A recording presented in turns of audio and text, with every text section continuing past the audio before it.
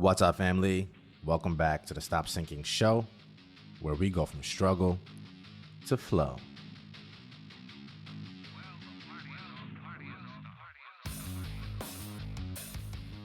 There are so many directions I can go to talk about charlatans, grifters, con artists, and how they deceive us. What I'll do is try and focus on a few of the tactics that they use and a few of the vulnerabilities that we have in our thinking that lends to their tactics actually working on us.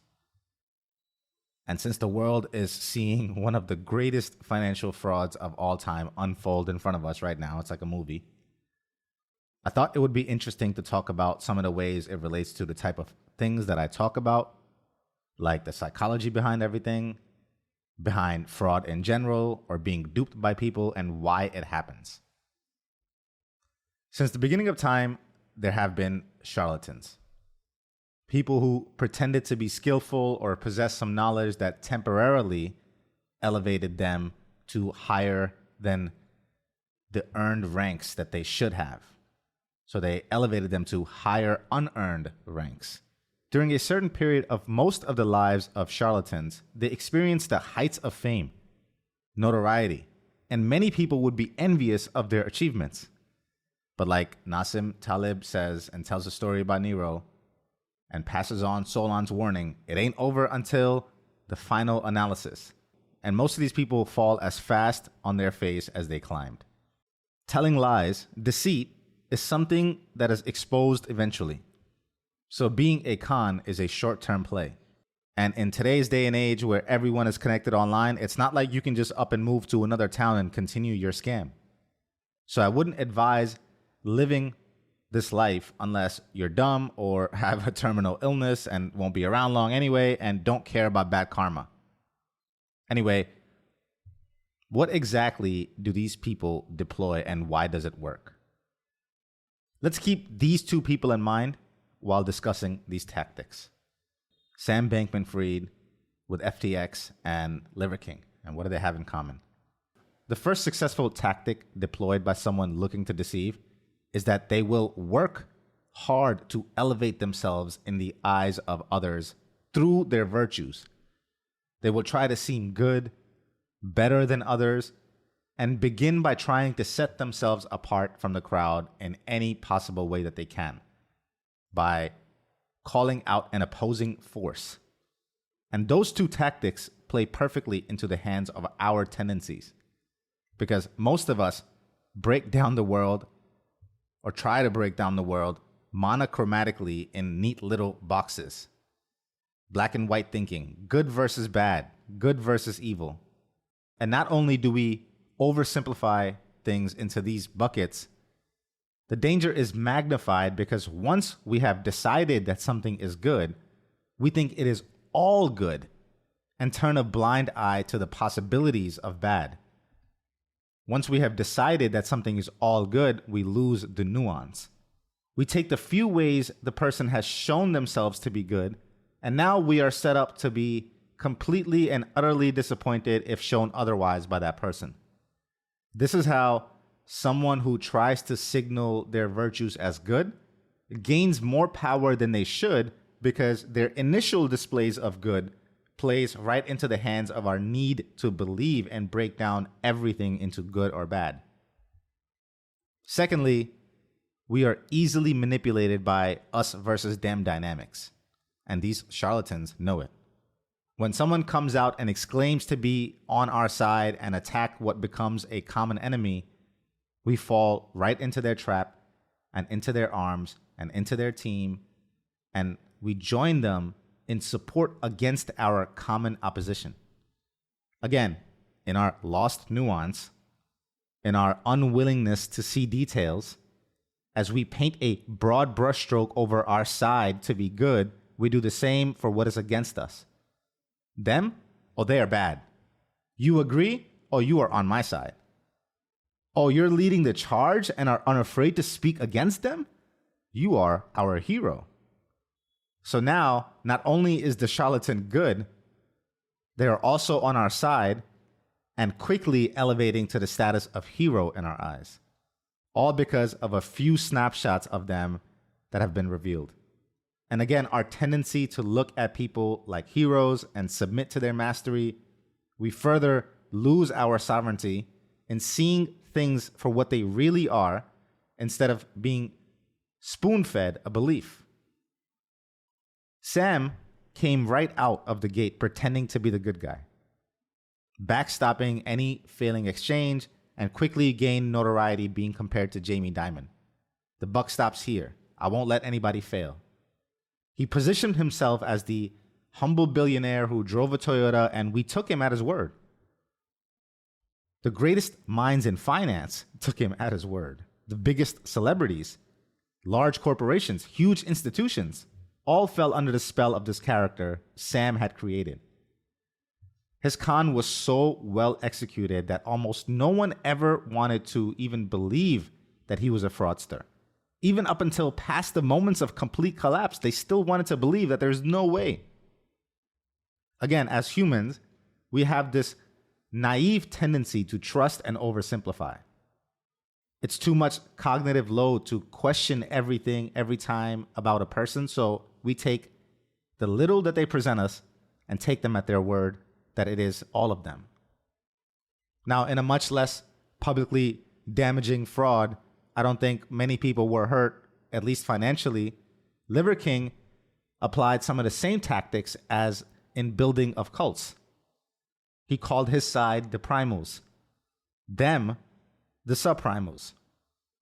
He then tied habits, behaviors, and lifestyle to his side that would deliver disproportionate and ultimately unrealistic results, while calling out the problem with society and today's current lifestyles.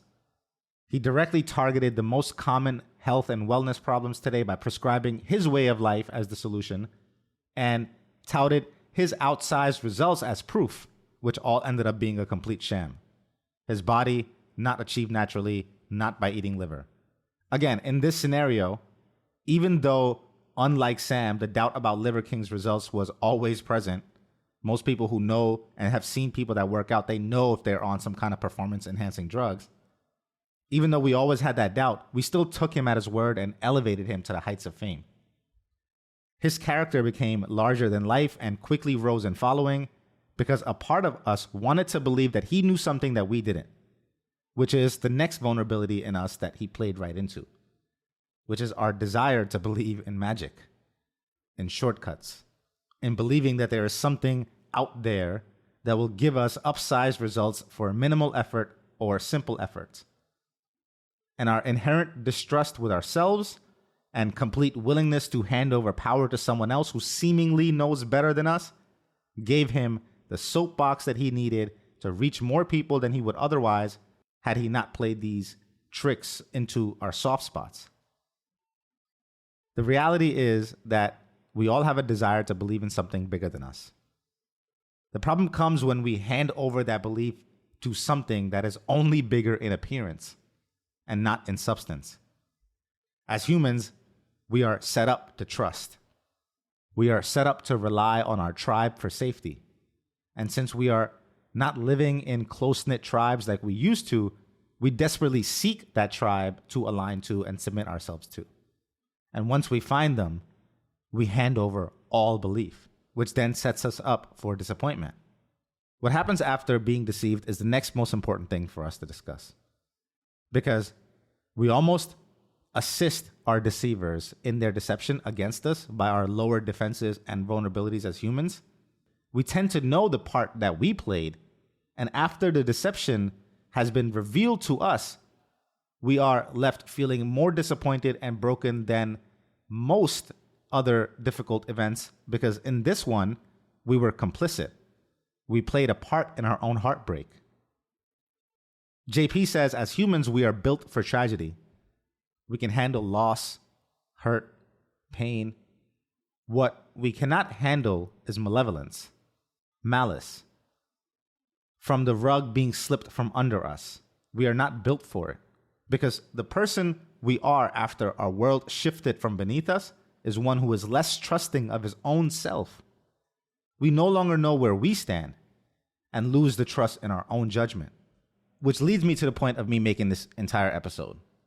Because you would think that the solution is to become totally guarded, to plug all vulnerabilities and protect yourself from future charlatans. But when you build up defenses and walls to keep out the bad, you also keep out the good. And unfortunately, we don't have enough data about anyone or anything by the time we come to these conclusions.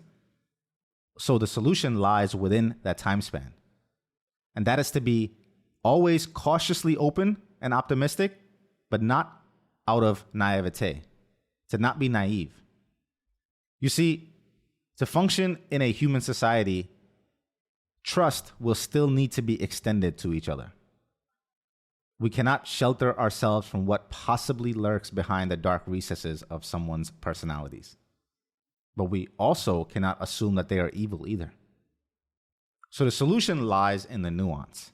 On top of addressing our black and white thinking and our need to align ourselves with those who virtue signal to be on our team, we need to proceed, but proceed with a healthy level of skepticism at all times.